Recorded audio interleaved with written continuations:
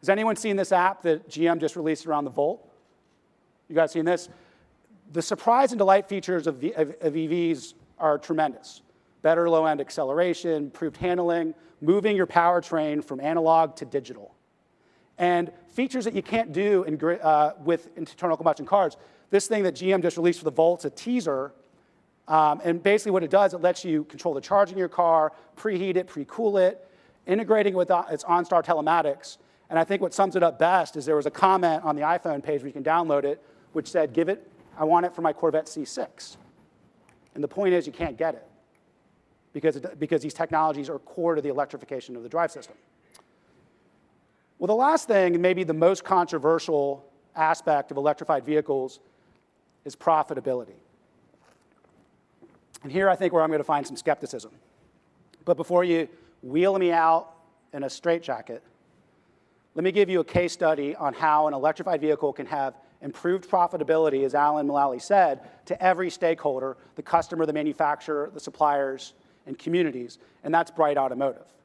Now, Bright Automotive is actually, we're not stealth. You might have been reading about us. We were recognized as a top United States automotive startup. New York Times last July ranked us as #2, right behind Tesla. CNN just covered us and said we're one of the top 6 hot electric startups. But the real story of Bright is that we're not here just to produce an electric vehicle. We're here to provide fundamental customer value. And our customer are large and small fleets that do all the work in America: service, delivery, install your cable, fix vending machines. And as an industry, we often say fleets are an unattractive market. Your analysts and the press will always say the more you sell to a fleet, the more your product's a failure. But if you look at it, fleets are the ideal customer. They're smart.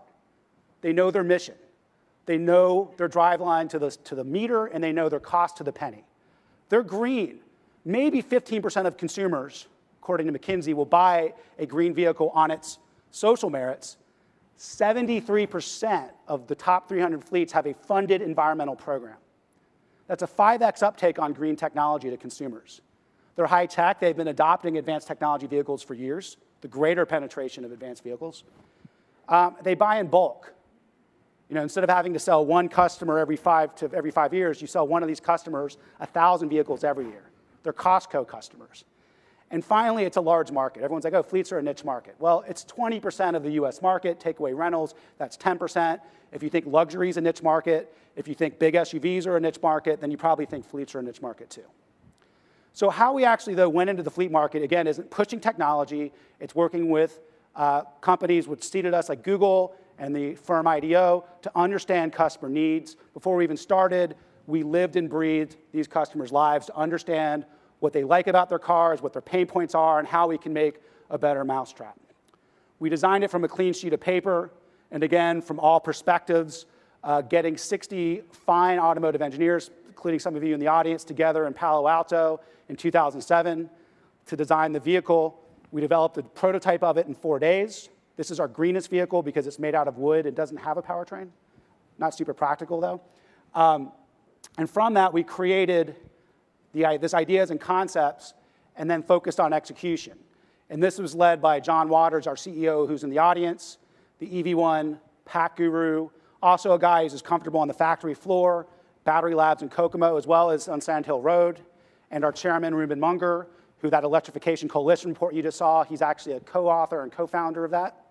And the whole game now, in really 2008, was building the prototype based on those ideas. And what we've done is created a dream team of auto experienced executives who can take these concepts and put them into reality, and located them in central Indiana, which is the Silicon Valley of automotive electronics, largely in part because the EV1 powertrain was developed there. Some people say it should be called the Lithium Valley because it's got Enerdale, Alternano, and so forth. And we have people here, these are not wild-eyed idealists. These are grizzled executives who've launched dozens and dozens of products and know the realities of launching, how difficult it is to launch a successful high-quality car and truck. We're also partnering with world-class suppliers, and we're trying, like Alan, to redefine the relationship of our suppliers, not fighting about pennies per part, but something based on honesty and shared value, because we think we have a strategy that has a healthy bill of materials that provides really good margin for these suppliers. And we got to work. We, within a year, as you can see, had a working, drivable prototype that showcases our exact production intent drive system. And again, we were able to do this stealthily and fast because of Central Indiana and the know-how on how to make these vehicles work. And then something happened at the end of 2008, which we all know. Don't feel bad for this guy, though. He just got a really good bonus last week. What happened, unfortunately, is we had to slow down the IDEA program. Now, Bright is thriving because we've reinvented ourselves as an e-solutions business led by former Mercedes-Benz technology executive Nigel Francis, who's in the audience. But for the IDEA program, like Ford, which got a $6 billion loan, like Nissan for its Leaf, which got a $2 billion loan, and like Fisker and Tesla, we've been working with the Advanced Technology Vehicles Manufacturing Incentive Program. Well, we were one of the first applications in to be deemed substantially complete in December of 2008. It's January of 2009, and we are still in due diligence. They've hired 5 sets of consultants on this to try to understand the business and the technology, and there's no end timeline in sight. So that partially explains my worldview on not being dependent on the government to make the electrification revolution happen. So this is the idea. There's so much more of the story to tell, and its robustness, its design strategy, its lightweighting and aerodynamics. And again, we invite you, John, Ruben, and Nigel are all here, and I'm here to talk more about our vehicle. And if you're serious, you come down to Indiana and see it and drive in it. And I wanted to tell a little bit, though, about the features of this vehicle. Again, it does drive. It is a working prototype. Some of the stories behind the engineering of this vehicle is it has what's called, again, our breed of dog is a road-coupled parallel plug-in hybrid architecture. And the way to look at it is it's not 2 drive systems. It's really 2 small, downsized halves of a synergistic, efficient drive system.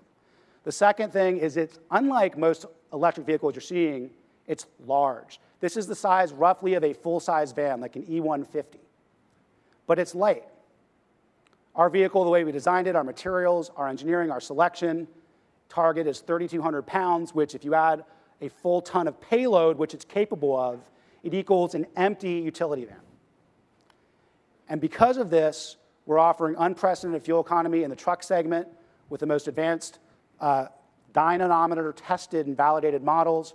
We're going to offer 40 miles of all-electric range and about 36 miles per gallon of steady-state charge sustaining range. And the question is, what is your miles per gallon of a plug-in hybrid vehicle?